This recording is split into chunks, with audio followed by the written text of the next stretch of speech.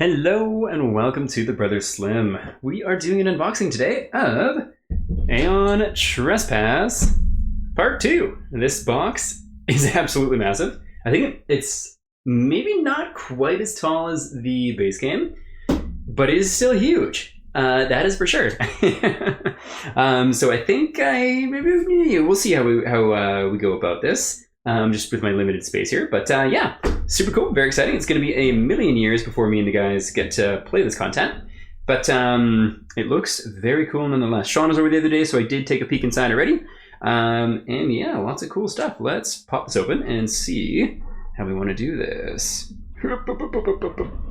One thing, I do love the logo on this one with the black and the white. I think it looks, in my personal opinion, a lot better than the white on white of the base game, which in my mind looks just a little bit too prototypey. Okay, so not gonna punch any of these out.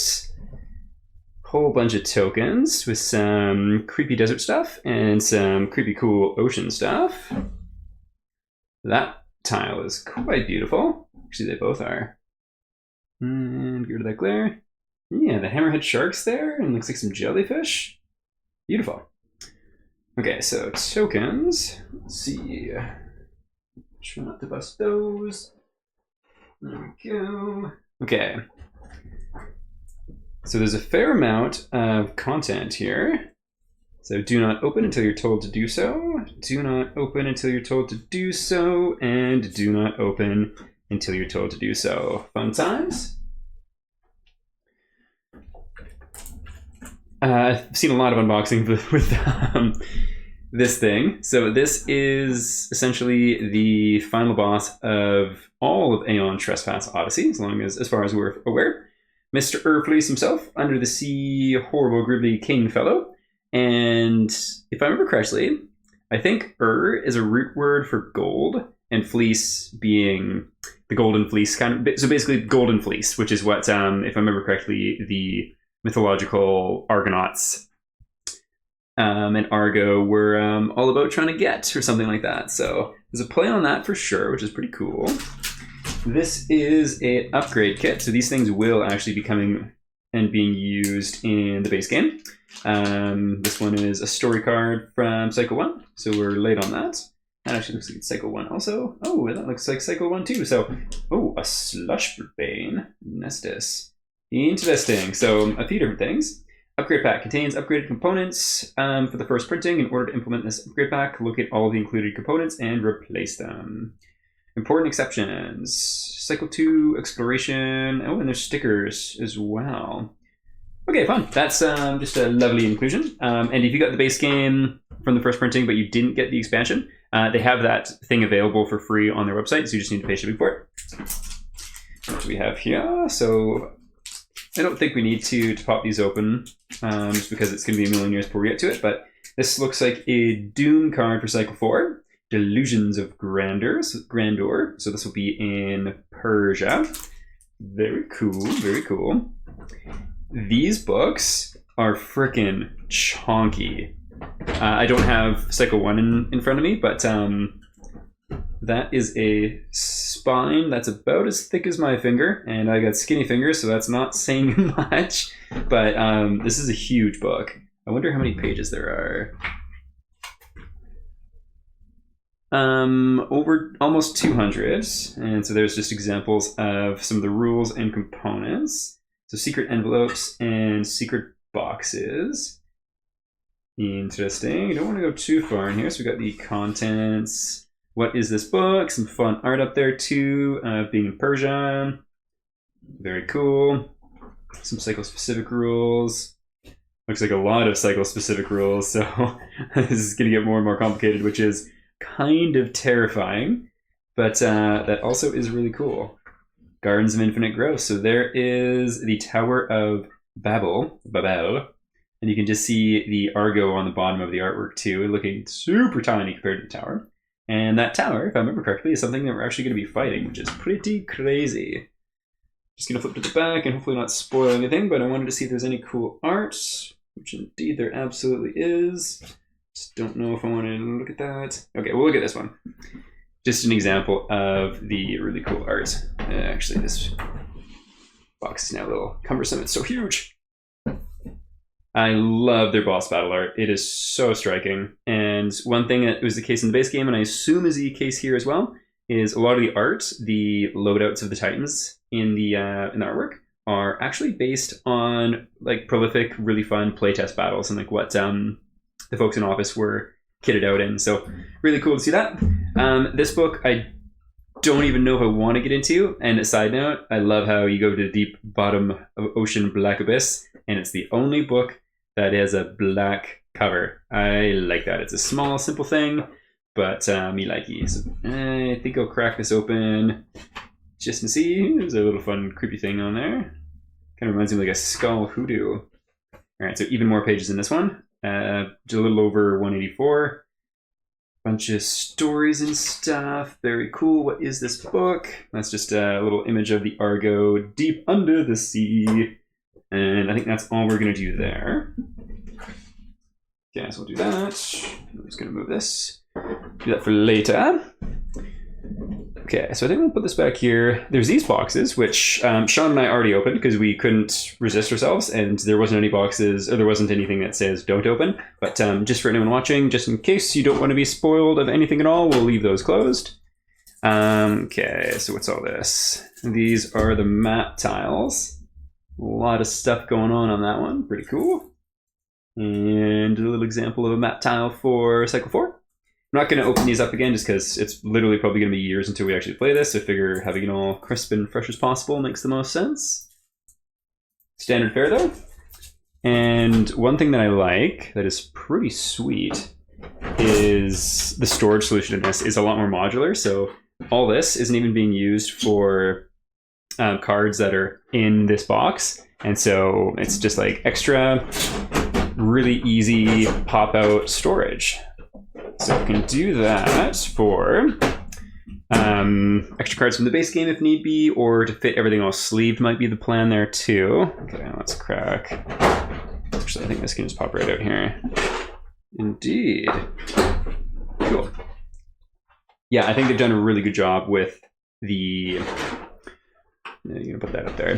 Whatchamacallit, with the storage of this box. Let's move that just to the top there. And yeah, let's take a look at some of these minis.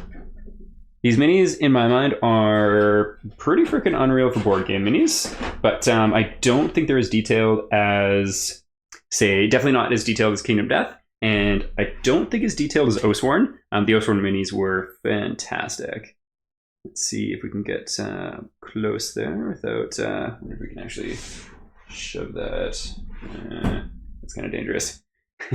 Balancing a giant box precariously above my Kingdom Death miniatures sounds like a bad call, so I'm not going to push that any further. Okay, so that looks decently in focus.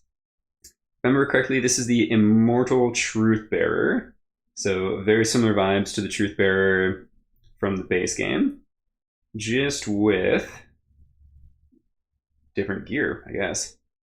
So why this guy needed his own miniature, I don't know. It seems kind of unnecessary to me.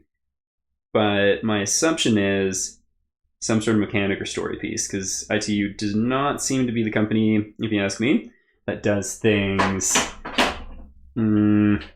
what's the word for it? Not needlessly. Like, they do things with cause and with purpose.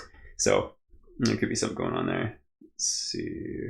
I can actually just scoot this over just a little bit. Okay, I think it looks a little bit better with the hand behind it. I think this is Wish Ender Titan, if I remember correctly. So these sculpts, in comparison to the ones in the base game, like even Cycle 3, are wild. So this is a Cycle 4 one based in the desert. From the Demigene is probably the related primordial, if I remember correctly. So we got a fun camel on the base and a nice tower. Nice big updo as well. Cool gold scale sword thing. Yeah, pretty sweet. And this one, everything is like nice and straight too, which is nice. Some of them are a little bendy. This, come on, get on out of there, please. There we go. Is Titan X, I believe. So Titan X is actually a adversary, and it's the first encounter in this whole game that has a enemy that just takes up a single square instead of a minimum of 4. So really cool sculpt. This one absolutely gets into the sci-fi vibe, and it looks freaking sick. The pose, there's a good amount of motion in it, while it's also just very like calm, stoic, and intimidating. Yeah, looks great. Sword's nice and straight too, which is nice. That last one is from Cycle 5. Then this one is Cycle 4, based on the Babelian Lunacy, which is the tower. So this one's wild. I really like this one. So it's got like a goopy extendo thing, looks like a Qatar blade arm, and then a goopy whip in the other hand. And its face is also really long and creepy looking. Yeah, really cool. And so much detail. This one's, yeah, really like that. All right, so here we go. We got 2 empty spaces there, so we don't know what goes there. This one is like the Fear Diver or something like that. That looks better. That looks harder to see, I think. So yeah, Cycle 5. This one looks kind of like a ramshackle diver. The helmet and shield are really cool. Yeah, pretty sweet. Pretty sweet. I think they might have changed the bases a little bit or something. I feel like they're not quite as thick, maybe. This fella is pretty crazy. So this one is related to the Dragon of Phobos in Cycle 5. So it's also got a whip, a nice kind of like CBD one, which is cool. Big old crab claw. It's nice that they've actually got the detail of the hand in there too. And then a pretty wild, I wonder if we can get close here, looking anglerfish helm.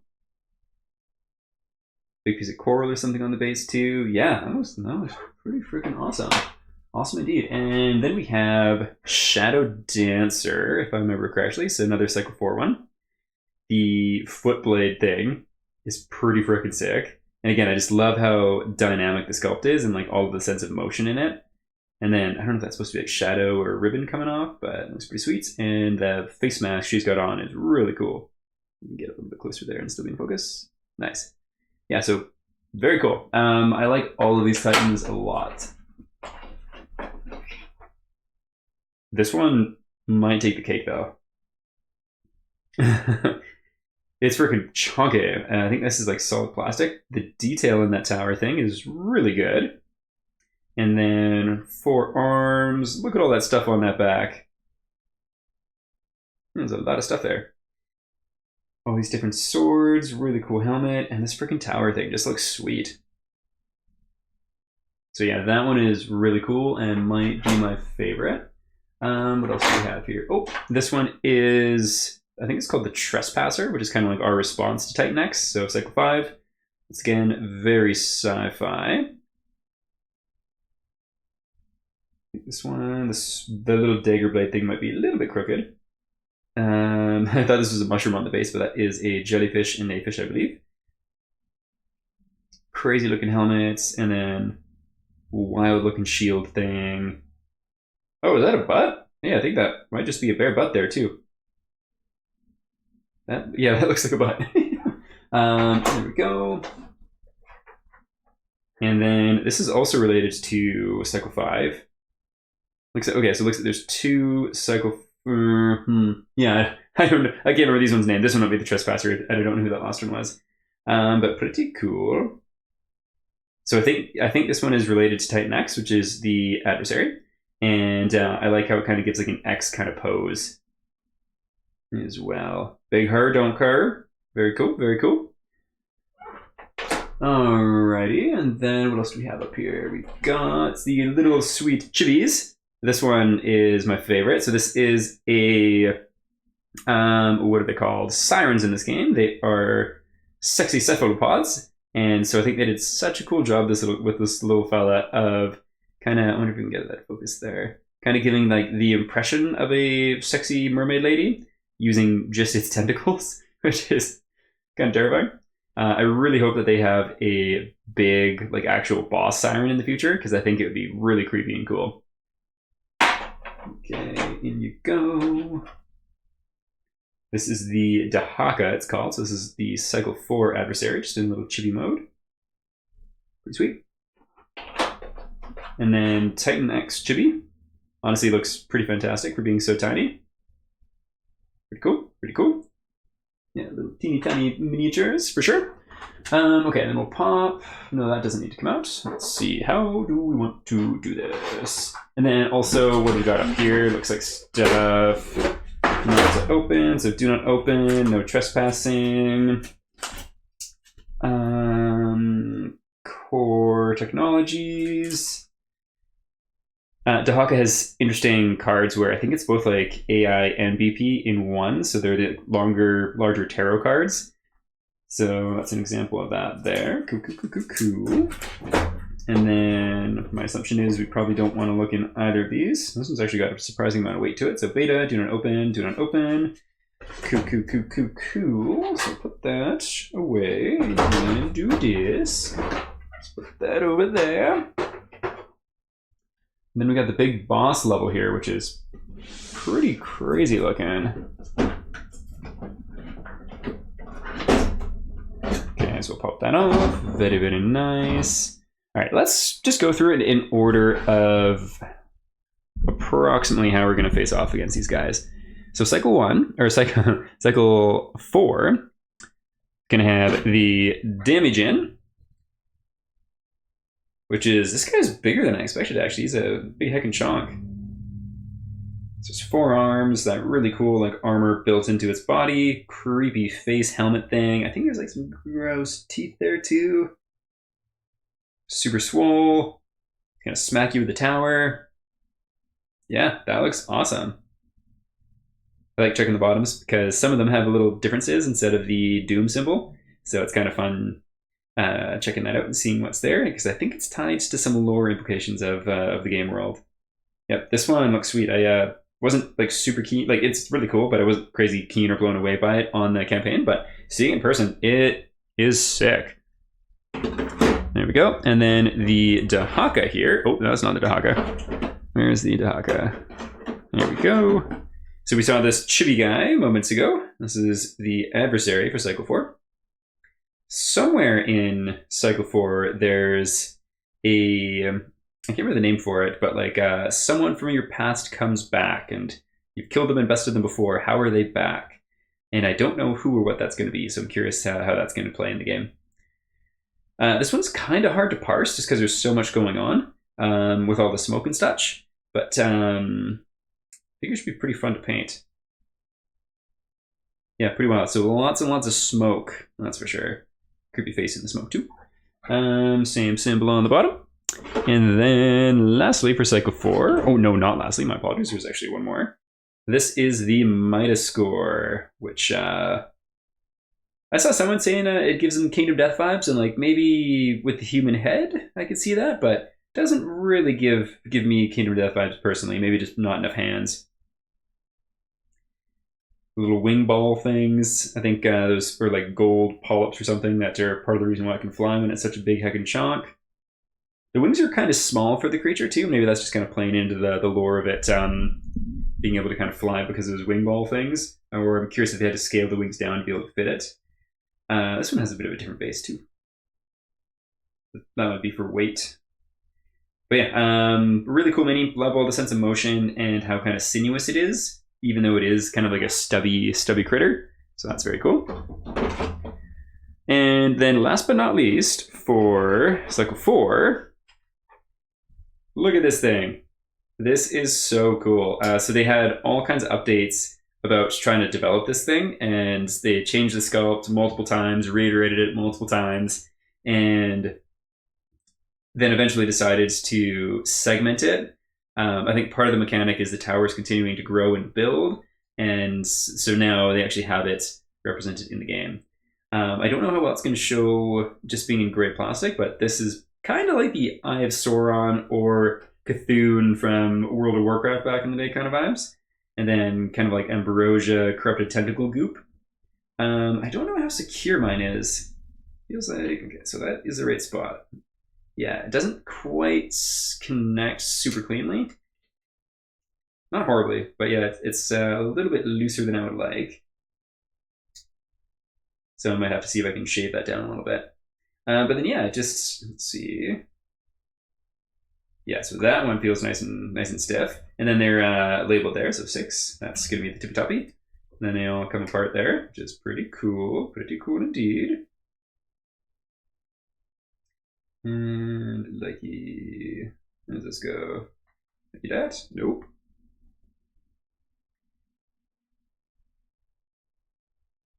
Three, 4. Come on, why don't you want to go on?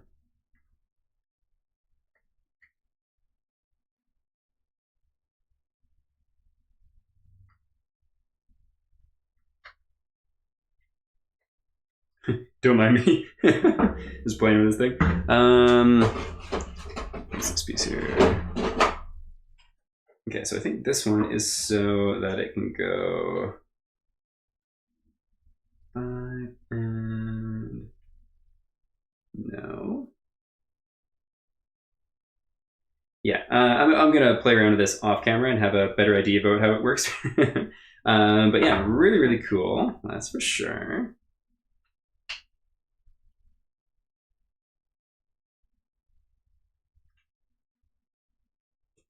Okay, yeah, so the top one is definitely quite firm, which is a good thing.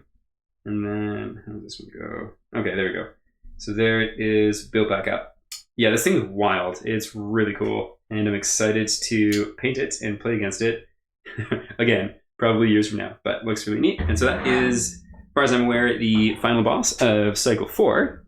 And then let's take a look at Cycle 5, which is pretty crazy. Let's look at this big Chungus first. Okay, so we got that little back piece there. So that is a VP.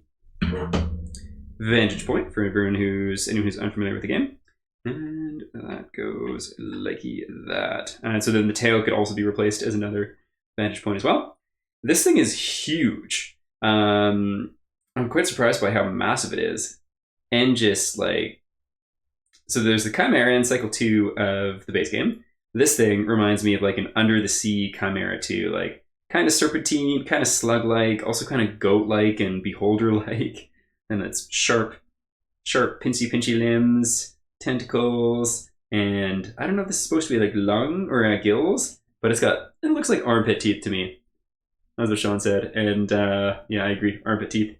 Basics awesome, big barnacle ship there, that's pretty cool. Yeah, look at those armpit teeth. And then yeah, really good sense of motion to it too, and look at that face. Weird kind of goat beholder thing. Yeah, that is wild. Okay, so I think tail's got to pop off for it to sit right. Yeah, there we go. And then tail goes further up. This is the Dragon of Phobos, which I kind of thought this one would be bigger, but it might just not meant to be massive. Pretty cool. It's kind of like a crab serpent beast. The crab pictures hanging off of its face are kind of funny, but it works fine. It's cool. And good fun base there too. So yeah, pretty neat, gross. Not even that gross, just kind of terrifying. There we go. This is, it's such a simple sculpt, but it's one of my favorites. And I don't know if I would actually buy it, but I think it'd be really cool to see blown up as like a painter scale one. And just seeing what some really good painters could do with it. So we have our Argo, and they have their Nemesis, which is a ginormous ship, which I think is going to chase us around the map. And I kind of really hope it'd be so cool to have an actual encounter for it. And I mean, it does have a full base, so who knows? But yeah, pretty cool. We'll put that back there. This little fella is something that you can stick your characters on, and I think it's basically like some sort of flight or movement-based thing from Cycle 4. Which is pretty cool, so we'll put that back there. And who else do we have left to go? We already did Titan X, so with that in mind, it's probably just going to be Earthfleece here. So this guy's actually like a tiny bit smaller than I expected him to be, but it's really heavy for a miniature at least. And so it's just like a huge chunkin', solid chunk of a miniature. And it's so creepy and cool. It's got like all these little fish that have been added onto it too. So there's like one there. There's a few different ones kind of flying around on the side. Another little one right up there too. And just like regal abomination of the depths, just absolutely nailed. All of the sea life, those tentacles, big like rusty spear glaive thing. Yeah, that is pretty freaking cool. I'm a big fan of that. Okay, and those are the miniatures. So again, I'm not going to open up any cards, but we'll see just kind of what's over here. There's also this new dice, which is pretty wild. Just looking at like what's on some of the facings. Like this is probably one of the worst ones, which is crazy. And there's only one of it, and it's also a big Chungus dice, which is like double the size of the normal ones. So what do we got here? So new trauma stuff, a consecrated lance, which actually gets to use that gray dice. It's got reach 3, which is wild. Gain oxygen tokens and such too, so pretty bonkers. Kinsakuro Pharaoh's Payload. It burns. Gain 1 ambrosia token. Fun times. No trespassing. I freaking love these little section dividers for the secret decks. It's just such a cheesy, fun little thing. And what do we got here? So, oh, consecrated lance technology with some sort of crazy language there that I wonder if we can solve and actually understand. We probably can. Foss Conductive Depth Suit. Light 1, Despair Limit +1. 4 rerolls. And if you have 9+, Danger, Superior Chance. Pretty cool. Pretty cool indeed. Foss Conductive Depth Suit. Oh, there's that same, that looks like the exact same language from Cycle 1. Interesting. Atlantean Armor. What is this? Jarmer. So it looks like either, Jarmer reminds me of Jars, but it looks more like parts of the tower. Interesting. And so 2 black die for armor rolls, which is awesome. I don't know what that means. Roll out, Wish Armor. When you're about to gain a Midas token, lower the gain by 1. And Second Chance is an option on there too. So pretty wild indeed. And what else do we have with these last couple of cards here? Ooh. Greed Limiter. The Empire views any limits on profits as blasphemous. Imperial Deprived Stockpile. Master. So new Argonauts you can play as too. Good stuff. And what do we have here? Jarmer. It is a Tesseract born of sorrow, a cage for a cage. Interesting. Glass armor, that looks pretty sweet. 3 rerolls, 1 whatever the heck that that symbol means. Spend fate to wish armor, crit evade fail. Basically breaks the armor. That's scary but kind of fun. And then what do we have here?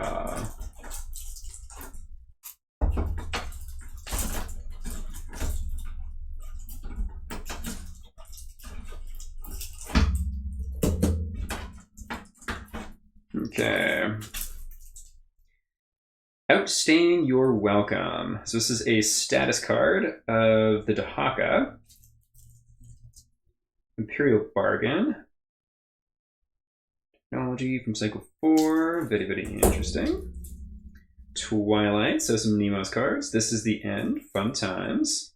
A trait for the Babelian Lunacy. There's that awesome classic ATO art. Gotta love it.